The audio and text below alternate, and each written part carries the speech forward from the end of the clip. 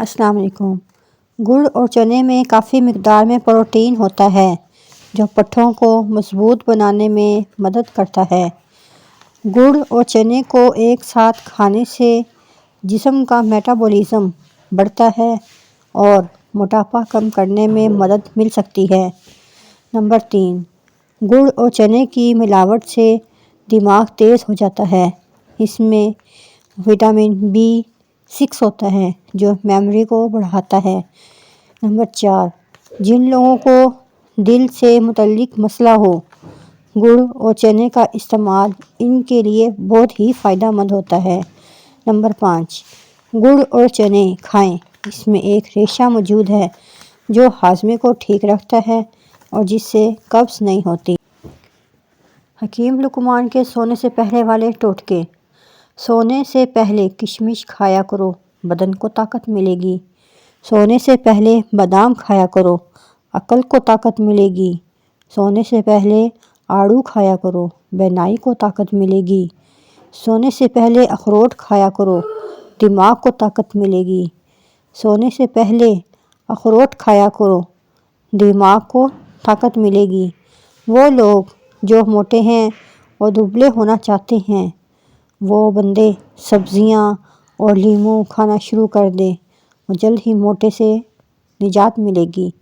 سونف اور شکر کو آپس میں ملا کر رات کو سونے سے قبل کھا لیا کرو، تمہاری آنکھ کی بینائی تیز ہو جائے گی انشاءاللہ۔ ضرور۔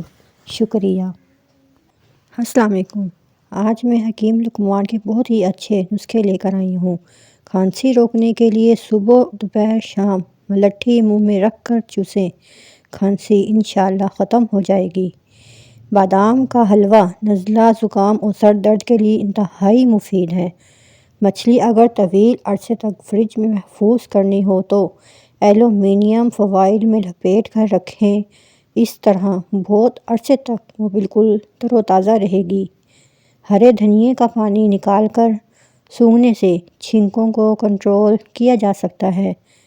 پالک پکاتے وقت ایک کھانے کا چمچ سرکہ ڈالنے سے پالک کا رنگ تر و تازہ رہتا ہے۔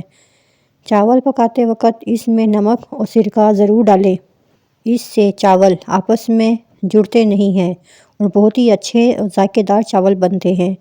اگر لیموں کا رس زیادہ نکالنا ہے تو لیموں کو اوون میں گرم کر لیں یا کچھ دیر کے گرم پانی میں رکھ دیں تو لیموں کا رس بہت زیادہ نکلے گا۔ السلام علیکم۔ آج میں حکیم لقمان کے بہت ہی اچھے خاص قسم کے ٹوٹکے لے کر آئی ہوں۔ آٹے میں کھیرے کا پانی ملانے سے روٹی نرم پکتی ہے۔ نمبر 2، رات کو لہسن کھا کر سویا کرو، صبح آنکھ جلدی کھلے گی۔ کام ختم ہونے پر گاجر کھا لیا کرو، جسم میں جان آ جائے گی۔ نمبر 4، روز ایک بال اکھاڑنے سے بال لمبے ہوں گے۔